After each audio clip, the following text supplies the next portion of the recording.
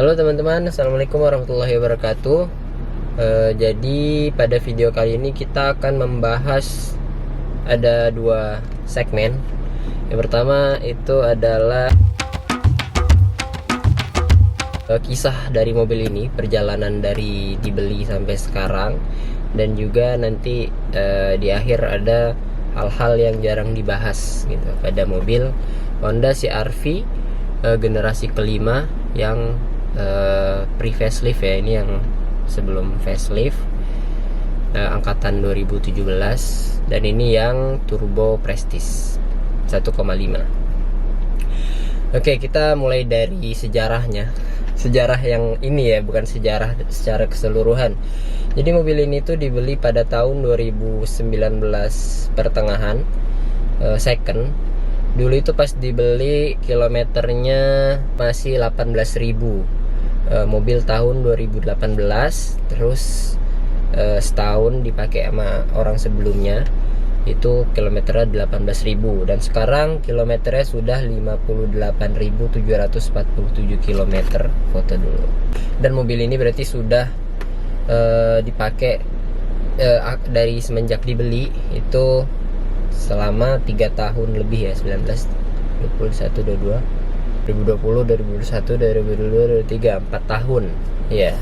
Ya belum 4 tahun, 3 tahun lebih lah, karena ini masih awal 2023 juga kan. Dan apa saja sih yang sudah pernah dibenerin di mobil ini? Nah, selama 3 tahun lebih pemakaian ini, nah itu yang akan kita bahas. Di sini aku udah membawa catatannya biar nggak lupa. Jadi yang pertama, ganti ban. Jadi pas mobil ini datang, bannya masih bagus. Dibeli. Terus beberapa kali. Terus waktu itu tahun berapa ya, lupa. Tahun 2020 atau 2021 bannya udah mulai botak, dua yang depan kalau nggak salah, dua yang depan, karena kan depan tuh lebih cepat habis kan. Jadi kita ganti dua ban depan itu dengan ban yang sama, yaitu Bridgestone Dweller dua berapa sih speknya? Lihat dulu ya, 235/60 R18. BTW ini di luar lagi hujan, semoga suaranya nggak masuk ya. Sekalian juga mengetes kekedapan kabin ini. Mode parkir telah aktif. Jadi oke, kita jangan bahas kekedapan kabin dulu, kita bahas yang tadi. Ganti ban 2 Dweller. Terus juga pas mobil ini diambil, ban cadangannya juga belum turun. Jadi baru turun di sini sekarang, pas sudah kita pakai, karena waktu itu bocor ya. Udah beberapa kali lah kena paku, tambel. Dan juga untuk tambel kita selalu pakai yang tip top, yang apa namanya, yang ya kayak tambal ban motor gitulah, dipanasin gitu, bukan pakai yang tubeless yang dimasukin karet gitu. Terus rencananya ini udah mulai habis lagi. Oke, jadi mumpung lagi ngomongin ban, jadi untuk CR-V ini yang generasi 5 ini, nggak tahu yang di generasi sebelumnya atau yang lainnya kayak gini juga apa enggak. Jadi untuk ban belakangnya itu dia karena chamfernya, karena dia tuh posisi suspensinya tuh ketika makin penuh diisi barang di belakang, makin berat, dia tuh bukan tegak kayak gini, tapi kayak gini gitu bannya tuh. Bentukan suspensi CR-V turbo kalau diisi penuh, lihat, miring ke dalam gitu. Makanya dia yang kemakan tuh ban dalamnya duluan, nggak rata gitu habisnya, penyakit. Jadi otomatis yang kemakan duluan itu yang bagian dalam, kan ban gini tuh ya kan. Nah jadi yang kemakan duluan tuh, yang habis tuh yang bagian dalam ini, botak gitu. Jadi kemarin ban ini tuh udah agak ada sedikit gelembung apa sih namanya, gembung lagi lebih parah ya. Oh iya, kelihatan nih. Kalau yang depan malam ya.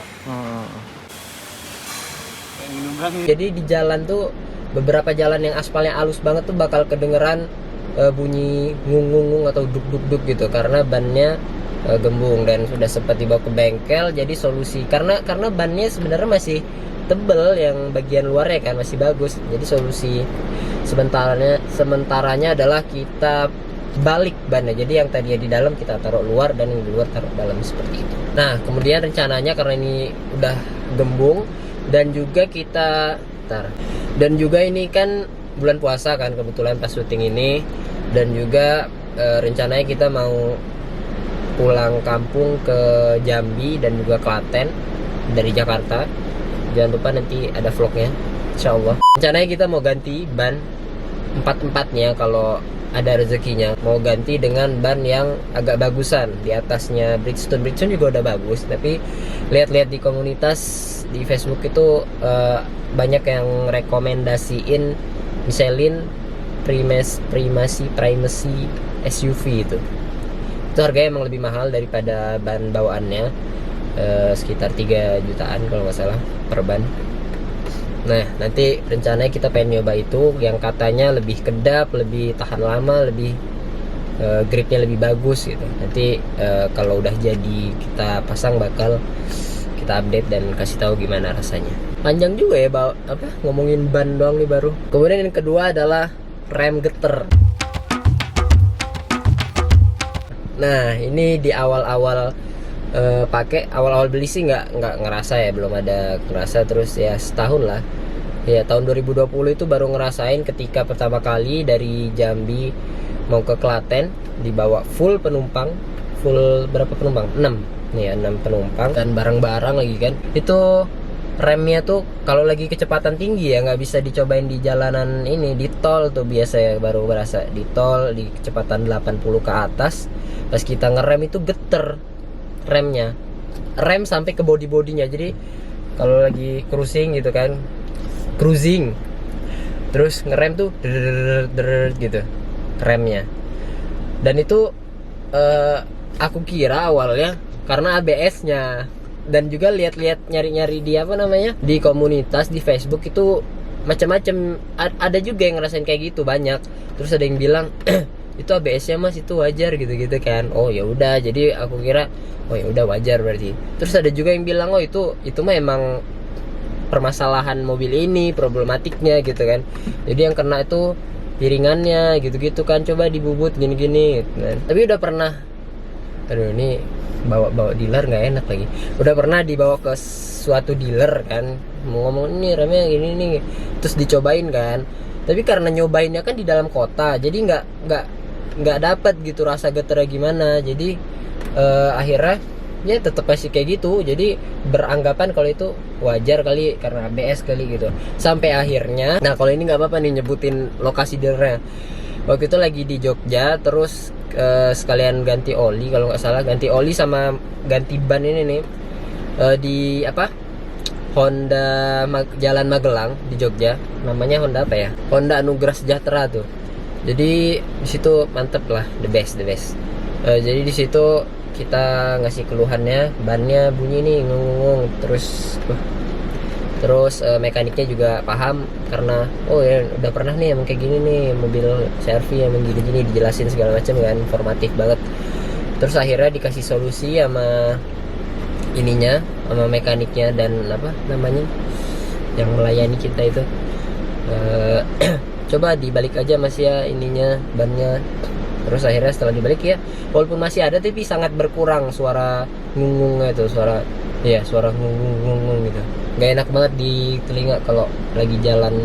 Nah terus yang permasalahan rem geter, akhirnya di Honda Anugerah Sejahtera di Jalan Magelang itu mereka ngebubut disknya, piringan cakram yang ban depannya gitu kan.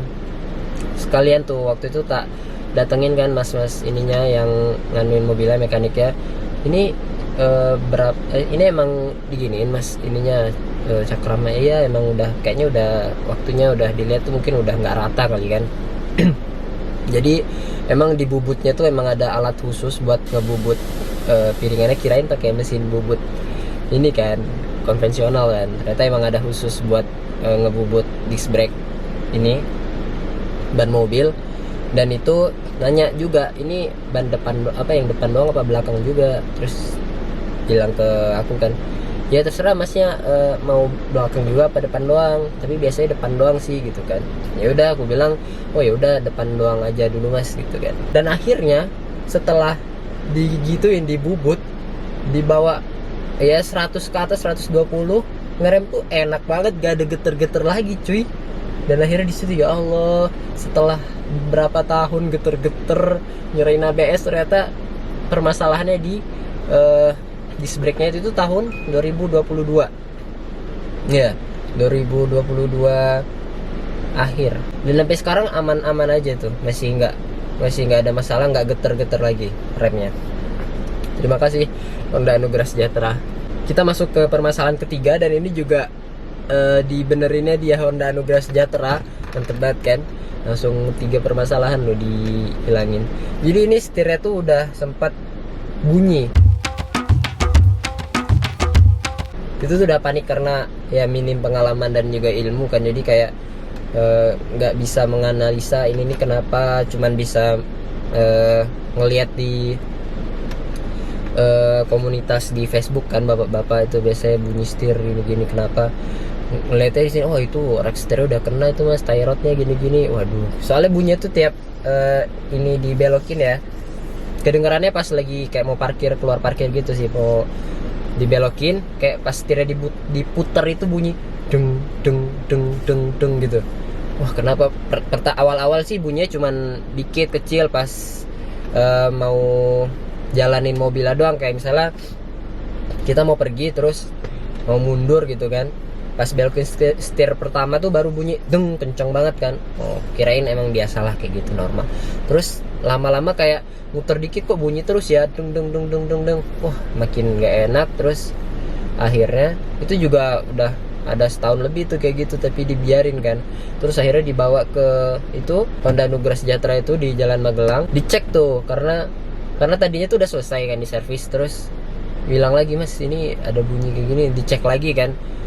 Oh coba saya cek dulu ya mas gitu kan. Akhirnya setelah selesai kan udah cemas banget itu, wah aduh ini apa yang kena ya, mahal nggak ya gini. Ternyata dikasih tahu oh ini mas pernya apa namanya butuh pelumas gitu. Ternyata gitu doang, cuman per di shocknya per di suspensi depannya itu butuh pelumas apa ya gitulah, pokoknya cuman butuh ditambahin sesuatu biar nggak bunyi. Terus oh berarti shocknya nggak apa-apa mas. Nggak apa-apa, masih bagus banget, udah dibawa banting-bantingan jalan ancur, jalan lintas Sumatera kan.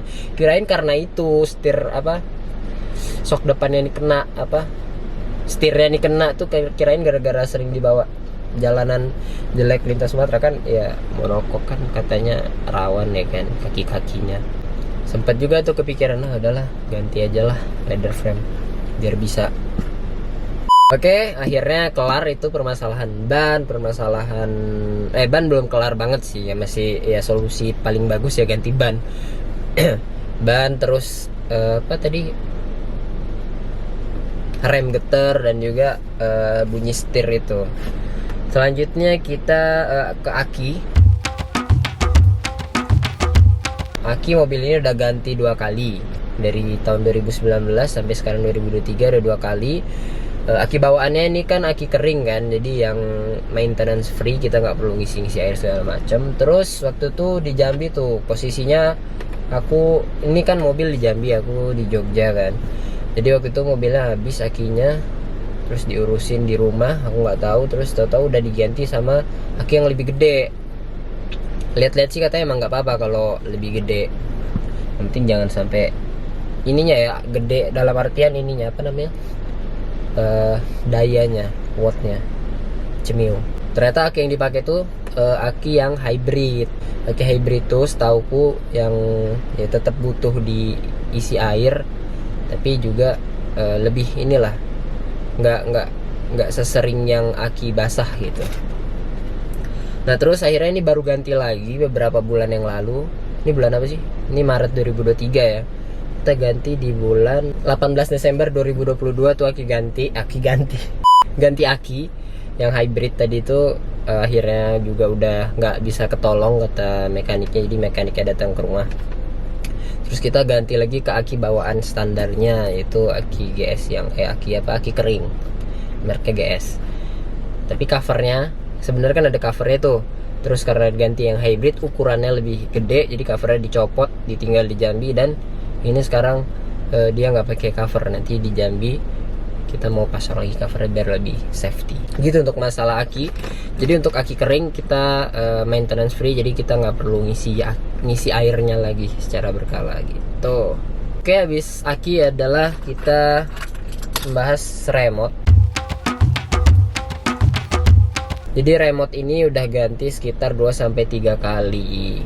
Ganti baterai juga gampang banget ditemuin di Indomaret, Alfamart gitu, ada baterai kayak gini.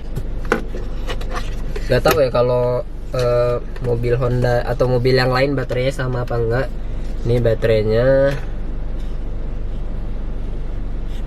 ini merek Energizer, kodenya adalah CR2032.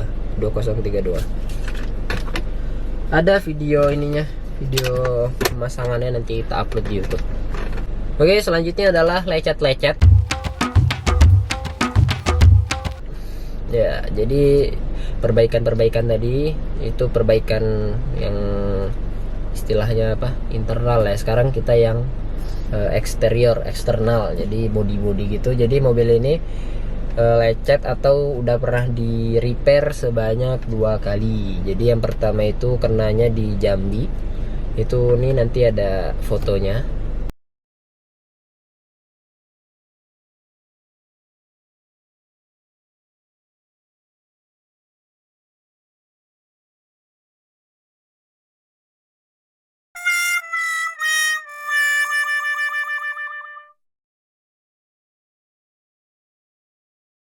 Terus kita masukin ke bengkel 10 harian, habis itu udah selesai. Terus baru-baru ini juga di Jakarta kenanya nyenggol motor, terus kita bawa ke bengkel dan ya 7 hari selesai. Itu di repair, nggak ada parts yang diganti. Habis itu ini ada 2 lagi yang kita masih belum perbaiki karena kenanya juga baru. Yang pertama adalah, kita coba ya, washer wipernya itu yang kiri mati itu, baru banget kemarin 2 hari yang lalu pas lagi, karena di sini sering dianuin kucing kan kacanya. Jadi pas manasin mobil selalu nganuin kacanya kan, pakai wiper, pakai washernya juga bawaan. Nah itu tiba-tiba yang kiri kok nggak ngeluarin air gitu kan. Nggak tahu sih, belum nyari tahu kenapa dan gimana caranya. Sempat lihat di YouTube cara benernya, tapi itu kan beda mobil gitu, jadi kok beda. Jadi pas dilihat, wah beda, ini mah nggak bisa gitu kan. Nanti coba cari-cari tahu lagi, mungkin bagi ada yang tahu caranya bisa komen. Oke, update guys. Jadi sekarang untuk washernya yang kiri udah bisa nyemprot lagi, tuh kan, lancar jaya. Jadi kemarin tuh kan awalnya ngira yang kena tuh pompanya atau dari motor pompanya, dinamonya, terus atau enggak selangnya ada yang bocor gitu kan. Tapi setelah kemarin dilihat lagi lebih dekat, ternyata dia tuh masih kayak ada keluar air dikit dari lubangnya. Jadi dari situ langsung kepikiran lagi, ini kayaknya berpotensi karena macet gitu kan. Sebelumnya udah pernah dicolok-colok tapi pakai lidi.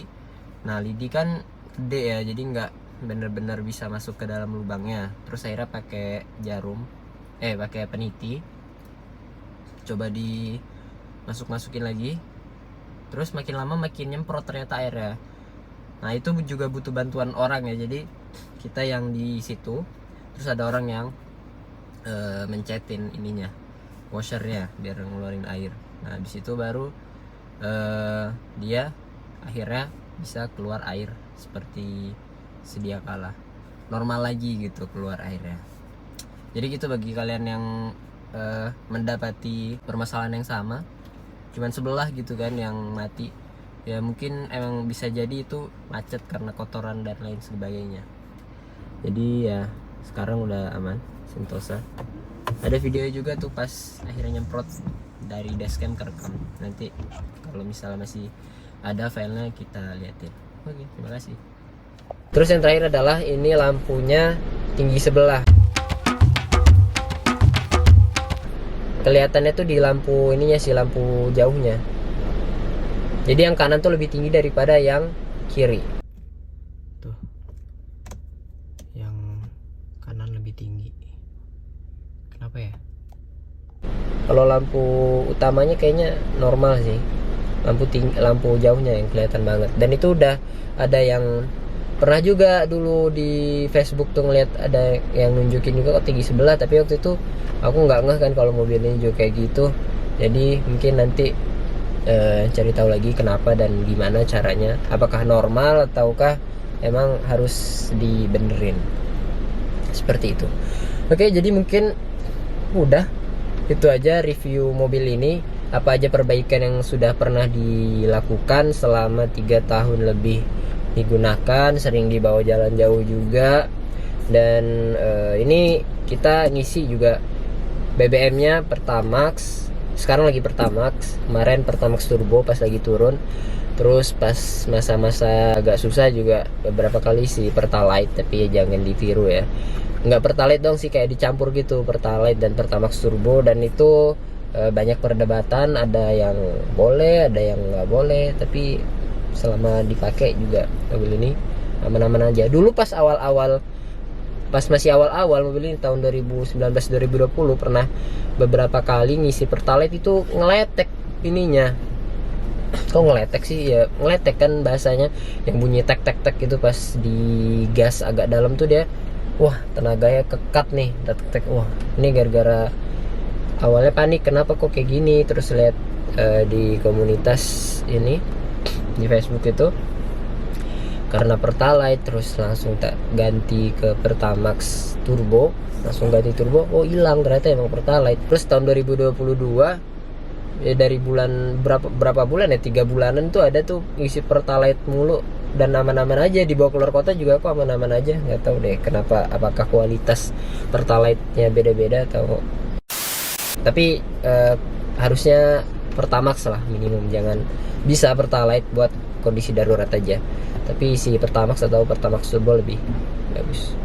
Shell juga apa, Shell yang apa nitro tuh. Udah pernah juga kan nyobain Shell yang nitro tuh, katanya lebih irit, lebih bertenaga. Tapi karena waktu itu nyobainnya dalam kota doang, jadi kayak nggak ngerasain bedanya apa lebih baik atau enggak daripada Pertamax Turbo gitu. Oke gitu deh untuk videonya, panjangan kayaknya, tapi nggak tahu deh, ini udah 26 menit 27 menit. Semoga nanti habis diedit gak selama ini. Sebenarnya masih ada satu segmen lagi kan, tapi kayaknya udah kelamaan. Kita mungkin terpisah ya di video yang lain, atau cut dulu deh.